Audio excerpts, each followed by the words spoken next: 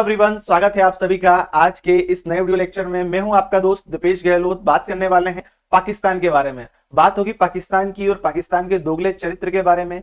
खबर है मेरे सामने, भारत लाया जाएगा 26/11 आतंकी हमले का मास्टरमाइंड हाफिज सईद। कौन है हाफिज सईद, क्या है इसके प्रत्यार्पण का मामला, आज पूरी जानकारी लेंगे। अच्छे से देख लीजिए, ये है भारत में होने वाले प्रमुख लगभग सभी बड़े बड़े हमलों का मास्टरमाइंड।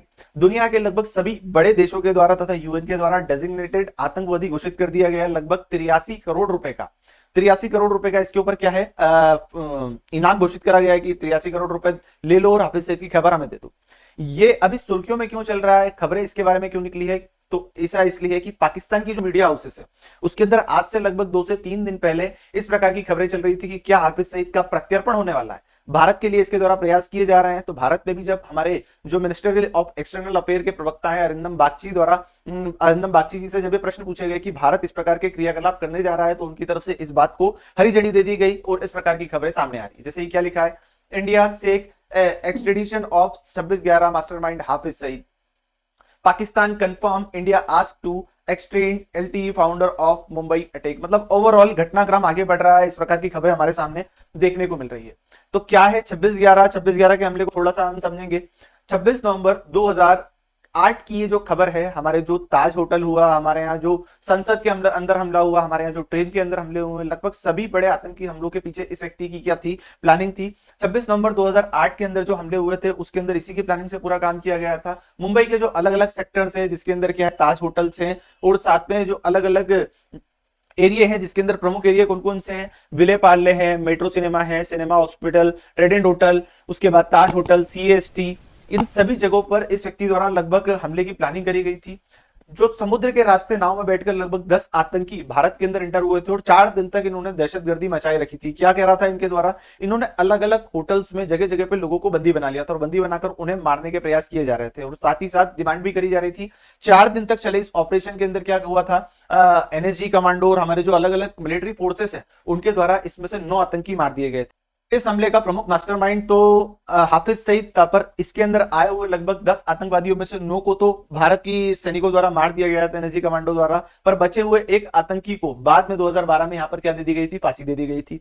इस पूरे हमले के अंदर जो ओवरऑल डायरेक्शंस दिया जा रहा था जैबुद्दीन अंसारी और अब्बू जंदाल द्वारा पाकिस्तान में बैठकर दिया जा रहा था, और साथ ही साथ तजब्बुर राणा ने इसके लिए हथियारों की व्यवस्था की गई थी। पूरे तरीके से व्यक्ति ट्रेंड होकर आए थे, प्रॉपर ट्रेनिंग के साथ में आधुनिक हथियारों से लेस होकर ये समुद्र के मार्ग से होते हुए भारत के अंदर तबाही का मंजर बनाने के लिए आए थे। जो तजब्बुर राणा है फिलहाल ये अमेरिका की जेलों के अंदर है। अमेरिका और भारत की बातचीत चल रही है कि इनको क्या करा दिया जाए, अमेरिका से इसका प्रत्यार्पण भारत के लिए करवा दिया जाए, क्योंकि ये भारत का एक प्रोमिनेंट आतंकवादी है। ये लगभग 26/11 के प्रमुख व्यक्ति थे, इनके द्वारा 26/11 की क्या करी गई थी, प्लानिंग करी गई थी। अब बात आती है हाफिज सईद की। हाफिज सईद इस प्रकार के काम करता है, उसके ऊपर सजा होती है नहीं होती है, तो इसके बारे में आगे हम चर्चा करने वाले हैं। दोस्तों, हाफिज सईद जो है वो हमारे लिए क्या हो सकता है, आतंकवादी हो सकता है, दुनिया के अलग अलग देशों के लिए आतंकवादी हो सकता है, पर इसका जो संरक्षण करता देश है पाकिस्तान, पाकिस्तान के अंदर इसकी एक छवि धर्मगुरु की है। यह ओवरऑल क्या करता है, लोगों को भाषण देता है, भाषण के अंदर अपने धर्म का प्रचार करता है और इस प्रकार से व्यक्तियों को बरगलाता है। इसकी क्या है, वहां पर पाकिस्तान के अंदर इसने एक संगठन बना रखा है, धार्मिक संगठन, जिसका नाम है जमात उल दावा, जिसके अंदर उसने लश्कर ए तौयबा नाम का संगठन बना रखा है, जिसके अंदर ये क्या करते हैं, नन्हे मुन्ने बच्चे लगभग 16, 17, 18, 20, 22 इस प्रकार की उम्र के जो व्यक्ति होते हैं, लड़के होते हैं, उनको बरगलाया जाता है, ब्रेन वॉश करा जाता है और उन्हें इस प्रकार की जो आतंकवादी घटनाएं होती है उनके पीछे संलग्न करा जाता है। उन्हें प्रॉपर ट्रेनिंग दी जाती है, हथियार दिए जाते हैं, और एक सबसे विशेष यहाँ पर इन्हें एक तरीके का क्या दिया जाता है, सपना दिखाया जाता है कि भैया तुम्हारी ये जो जर्नी है, ये जर्नी अब थोड़ी ना शुरू हुई है, तुम्हारी जर्नी कब शुरू होगी, जन्नत से शुरू होगी। यहां तो सिर्फ तुम टाइम काटने आए हो, यहां से टाइम काट के तुम निकलो, बाहर जाओ, तुम्हें जन्नत नसीब होगी, और जन्नत में 72 हुरे तुम्हारा क्या कर रही हैं, इंतजार कर रही हैं। आज का युवा अनपढ़, बेरोजगार, बरगलाया हुआ, इनके साथ में इनकी बातों में आ जाता है। अनपढ़ लोगों को बरगलाना बड़ा आसान रहता है, मुस्लिम युवाओं को बरगलाते हैं, ब्रेन वॉश करते हैं और उन्हें विशेष तौर पर 72 हुरों का क्या देते हैं, एक सपना देते हैं कि 72 हुरें तुम्हारी सेवा के लिए जन्नत के अंदर खड़ी। तो वो व्यक्ति जाता है और अपने ऊपर बम बांध के क्या हो जाता है, फट जाता, मतलब अलग अलग तरीके से आतंकवादी गतिविधियों में लिप्त हो जाता है। हाफिज सईद के ऊपर लगभग भारत के अंदर ही अलग अलग सेक्शंस के अंदर यहाँ पर क्या दी गई है, उसे सजा दी गई है। नंबर ऑफ 23 केसेस भारत के अंदर इसके अंदर क्या है, रजिस्टर्ड है। और इसके अंदर ओवरऑल जो पाकिस्तान है, पाकिस्तान के अंदर भी इसके ऊपर केस रजिस्टर्ड है, पाकिस्तान की तरफ से भी इसे क्या दी गई, सजा दी गई है। पर जो पाकिस्तान की सुप्रीम कोर्ट है इसे हर बार बचा लेती है। हाफिज सईद को अलग अलग जगह से सजा मिलती है, पाकिस्तान की कोर्ट इसे क्या करती है, जेल में रखती है और थोड़ा सा बोलती है चलो एक बार जेल का चक्कर मार आओ फिर करके बाहर आ जाना। जैसे देखिए आप मेरे सामने घटनाक्रम देख रहे हैं, दिसंबर 2001 में ये डिटेन करा गया था इंडियन पार्लियामेंट अटैक के लिए, पर जैसे ही दिसंबर 1 के बाद में मार्च 2002 आया तो इसको वापस से क्या कर दिया गया, रिलीज कर दिया गया, मतलब 2 से 3 महीने के लिए अंदर गया। फिर 2006 में इसे हमारे जो ताज होटल है मुंबई अटैक के लिए क्या करा गया था, अंदर लाया गया था जेल में, और फिर क्या कर दिया गया, अक्टूबर 2006 में इसे 2 महीने बाद छोड़ दिया गया। 2008 में इसे यूएस ने क्या कर दिया, बैन कर दिया गया, और 2008 में फिर इसे क्या कर दिया गया, अंदर कर दिया गया। 2009 में जुलाई और अगस्त में इंटरपोल द्वारा क्या करा गया, इसे अरेस्ट करने के प्रयास किए गए, फिर इसे जेल में रखा गया और बाद में इसे छोड़ दिया गया। मतलब पाकिस्तान द्वारा समय समय पर अलग अलग तरीकों से इसे क्या करा जाता है, बचाया जाता है। इसे जेल में भेज देते हैं कि तुमको दिखाने के लिए भैया किस किस को परेशानी हो रही है, इसको भी जेल में भेजते हैं, थोड़े समय बाद ये क्या हो जाता है, बाहर आ जाता है। 2009 के अंदर पाकिस्तान सरकार द्वारा इसे हाउस अरेस्ट करा गया था। अक्टूबर फिर 2009 में इसे क्या करा गया, रिलीज करने के ऑर्डर दे दिए गए। अप्रैल 2012 में यूएस ने इसे क्या करा, एक डेजिग्नेटेड आतंकवादी घोषित करा और लगभग 10 मिलियन के यहां पर क्या कर दिए गए, इसके ऊपर इनाम घोषित, भारतीय मुद्रा के रूप में देखें तो लगभग 83 करोड़ रुपए का इसके ऊपर क्या है, यहाँ पर इनाम घोषित हुआ पड़ा है। आगे कहानी देखेंगे तो ये जो यूएस इंटरपोल की साइड है उसके अंदर लगभग अप टू 10 मिलियन डॉलर तक का इसके ऊपर क्या दिखाया जा रहा है, इनाम दिखाया जा रहा है। ये भारत इंडियन अफेयर की जो साइट है इसके अंदर भी जो सबसे मोस्ट वांटेड डेजिग्नेटेड आतंकवादी उसके अंदर पहला नाम इस हाफिज सईद का ही आता है। आगे देखिएगा, आगे देखते हैं तो कहानी को थोड़ा और मैं आगे बढ़ाऊं तो पाकिस्तान पूरी तरीके से क्या कर रहा है, हाफिज सईद को सपोर्ट कर रहा है। ये कभी भी इसको ये मानता ही नहीं कि इसने क्या करा है, गलत करा है। क्यों? क्योंकि पाकिस्तान खुद इससे करवाता है, अलग अलग तरीके की फंडिंग देता है और विशेष तौर पर दुनिया की नजरों में दिखाने के लिए थोड़े समय के लिए इसे जेल में भेज देता है, फिर वापस निकाल लेता है। अमेरिका बोलता है हमने इसे आतंकवादी बनाया, हमने इसे आतंकवादी घोषित करा है, तुम इसे जेल में भेज दो। बोलते ठीक है पिताजी हम आपकी आज्ञा मानते हैं, थोड़े समय के लिए इसको जेल में भेज देता है। अमेरिका ही बोलता है हाँ अच्छा हुआ मेरी बात मान ली तुमने, और फिर थोड़े समय बाद इसे क्या कर देते हैं, बाहर निकाल देता है। अब यहां पर क्या हुआ है, भारत सरकार द्वारा इसे वापस से क्या करा गया, मांगा गया कि भैया इसको तुम क्या कर दो, बाहर निकाल दो, इसे हमारी तरफ प्रत्यार्पित कर दो, क्योंकि इसने अलग अलग समय पर अलग अलग तरीके से भारत के अंदर क्या करे गए हैं, आतंकवादी जो क्रियाकलाप है उसके अंदर भाग लिया है। लगभग पाकिस्तान के अंदर ही इसे 32 साल की क्या हो चुकी है, जेल हो चुकी है। पाकिस्तान के अंदर पाकिस्तान के द्वारा ही 32 साल की जेल दी है। क्यों? टेरर एक्टिविटी को फंडिंग करने के लिए। यहां पर पाकिस्तान में ये और साथ में क्या एक और व्यक्ति है पाकिस्तानी, अब्दुल रहमान मक्की, हाफिज सईद, ये 2 व्यक्ति है, हाफिज सईद और एक व्यक्ति, इनको क्या करा गया है, ग्लोबल टेररिस्ट घोषित करा गया और पाकिस्तान के अंदर दोनों को जेल में रखने के प्रयास किए जाते हैं, पर फिर भी बाहर आ जाते हैं साले। आगे आगे देखते हैं कहानी क्या है। भारत ने हाफिज सईद के प्रत्यार्पण की मांग करी है। विदेश मंत्रालय के जो प्रवक्ता है अरिंदम बागची ने शुक्रवार को कहा है कि हमें औपचारिक रूप से पाकिस्तान के विदेश मंत्रालय से हाफिज सईद को भारत के हवाले करने की मांग की है। इसके लिए जरूरी दस्तावेज पाकिस्तानी सरकार को भेजे गए। अब देखना है इनका जवाब क्या आता है। उन्होंने कहा है ग्लोबल टेररिस्ट है, भारत में वांटेड है, हमारे दस्तावेजों में उन सभी केसों का जिक्र किया है जिसके लिए हाफिज वांटेड है। दरअसल 28 दिसंबर को पाकिस्तानी मीडिया ने दावा किया था कि पाकिस्तान के सामने भारत की तरफ से हाफिज सईद के प्रत्यार्पण की मांग उठाई गई है। अब हमने तो हमारी तरफ से क्या कर दी भैया, मांग कर दी कि इसको क्या कर दो, हमारे पास भेज दो। ये हमारे जो विदेश मंत्रालय के क्या है प्रवक्ता है अरिंदम बागची, इनके द्वारा क्या किए गए स्टेटमेंट्स दिए गए, इनके द्वारा बताया गया।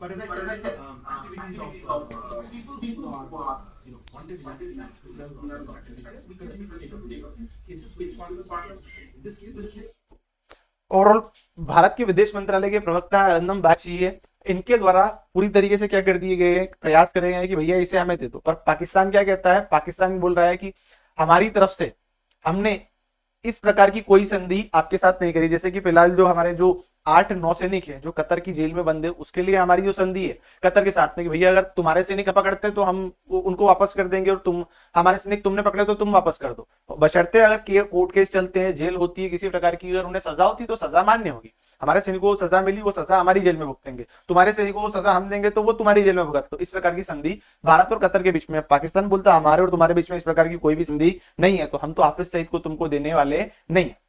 अभी फिलहाल हाफिज सईद कहाँ है, तो फिलहाल हाफिज सईद पाकिस्तान के अंदर ही क्या है, रह रहा है। बोल रहे हैं कि पाकिस्तान की जेलों में बंद है, पर आपको मैंने जैसे बता दिया पाकिस्तान की जेल इसका दूसरा घर है। घूमते फिरते चला जाता है, घूमते फिरते वहां से क्या आ जाता है, ये वापस आ जाता है। पाकिस्तान की एंटर टेररिज्म कोर्ट 2021 में जमाव दावा के सरगना हाफिज सईद को टेरर फाइनेंसिंग के मामले में 32 साल की सजा सुनाई। 26/11 मुंबई हमले के मास्टरमाइंड को कुल 7 केस में 68 साल की सजा सुनाई जा चुकी है और अभी भी ये फिलहाल कहाँ है, पाकिस्तान के अंदर घूम रहा है, अपने घर के अंदर मौज मस्ती से जी रहा है। दूसरी बात यह कि हाफिज सईद का बेटा है, ठीक है, तारिक सईद, उसको पाकिस्तानी सरकार क्या कर रही है, टिकट दे रही कि भैया तुम क्या कर लो, हमारी तरफ से क्या कर लो, चुनाव लड़ो। मतलब ओवरऑल ये आतंकवादी घटना में लिप्त है, पाकिस्तानी सरकार इसका सहयोग करती है। इसका बेटा चुनाव में लड़ रहा है, चुनाव लड़ने के लिए तैयार है, पाकिस्तानी सरकार उसका समर्थन कर रही है। देख रहे हैं आप इसका दोगलापन, किस प्रकार की गतिविधियां इसके द्वारा करी जा रही है। और भारत भी पीछे नहीं है। अभी आपने घटनाक्रम बहुत सुना होगा, कनाडा के अंदर चल रहा है और विश्व के अलग अलग देशों में भारत के जो विरोधी हैं वो अज्ञात द्वारा मार दिए जाते हैं। कनाडा में अलग अलग जगह निपट रहे हैं, वैसे ही यहाँ पर पाकिस्तान के अंदर भी क्या हो रहा है, निपट रहा है। 26/11 मास्टरमाइंड हाफिज सईद के जो एक प्रमुख व्यक्ति था वो क्या करा गया, मृत पाया गया पाकिस्तान के अंदर, ये सबसे प्रमुख व्यक्ति था उसका। उसके बाद में अलग अलग जगह भी क्या है, जो उधमपुर अटैक है उसके अंदर भी क्या है, एक व्यक्ति मारा गया है जो क्या था, 26/11 के अटैक के अंदर उसका सहयोगी था। नेक्स्ट स्लाइड, क्या, no bilateral extradition treaty of Pakistan and India request to extradite Hafiz Saeed. मतलब बात अभी थोड़ी देर पहले मैंने आपको बताई थी कि पाकिस्तान बोल रहा है, अपना पल्ला झाड़ रहा है कि भैया तुम्हारे और हमारे बीच में किसी प्रकार से सैनिक या फिर किसी व्यक्ति के प्रत्यार्पण के लिए कोई संधि नहीं है, तो मैं तुमको हाफिज सईद देने वाला नहीं हूं, जो करना है वो कर लो। तो हम तो भैया कर ही लेंगे, हमारे अज्ञात अपनी तरफ से पूरी प्रयास कर रहे हैं, हम बोल रहे हैं कि तुम इसे दे दो, तुम दे दोगे तो हमारी जेल में आ जाएगा, नहीं दोगे तुम बाहर निकालो इसे, वैसे ये क्या हो जाएगा, निपट जाएगा।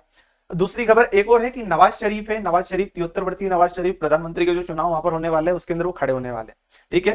तो यहाँ पर नवाज शरीफ अगर प्रधानमंत्री बनते हैं तो भारत और पाकिस्तान के रिश्ते सुलझने के प्रयास वो करेंगे, क्योंकि एक दौर था नवाज शरीफ का ही जब भारत के प्रधानमंत्री पाकिस्तान के अंदर गए थे। तो अगर नवाज शरीफ बनते हैं तो नवाज शरीफ पूरा प्रयास करेंगे कि हाफिज सईद को क्या कर दें, यहाँ पर भारत को प्रत्यार्पित कर दें। ओवरऑल कहानी आपके सामने पूरी बता दी, क्या था कि कैसे ये घटनाक्रम बढ़ा। सबसे पहले पाकिस्तानी मीडिया हाउसेस के अंदर क्या हुई, खबर चली, उसको यहाँ पर क्या करा, अंदम बागची जी ने पूरी तरीके से समर्थन दे दिया, हाँ हम इस प्रकार के प्रयास कर रहे हैं। हमने फिर 26/11 आतंकी हमले को देखा, हमने फिर हाफिज सईद को जाना। हाफिज सईद 83 करोड़ रुपए का क्या, एक डेजिग्नेटेड, यूएन डेजिग्नेटेड, भारत से डेजिग्नेटेड आतंकवादी है, जो क्या कर रहा है, अभी भी अपनी जिंदगी पाकिस्तान में मजे से जी रहा है। इसके बेटे को चुनाव का टिकट मिल रहा है, अभी भी पाकिस्तान कुछ नहीं बोल रहा है, पाकिस्तान सरकार कुछ नहीं बोल रही है। तो यहाँ पर पाकिस्तान का दोगला चरित्र देखने लायक है। एक तरीके से हमारे सामने कश्मीर के रोने रोएगा, एक तरीके से हमारे सामने मुसलमानों के रोने रोएगा, पर यहाँ पर अपनी गलतियां वो खुद नहीं देख रहा है। इस घटनाक्रम में जो भी चल रहा है, आगे जो भी होगा, इससे संबंधित सूचना मैं आपको दूंगा। बड़ी इनकी बचकानी हरकतें होती हैं, उसको हमें जानने का प्रयास करना चाहिए, क्योंकि स्वस्थ शरीर के लिए जरूरी है कि हमारा मनोरंजन होते रहना चाहिए, ठीक है। तो मिलते हैं किसी नए वीडियो लेक्चर में, तब तक के लिए धन्यवाद। जय हिंद, जय भारत।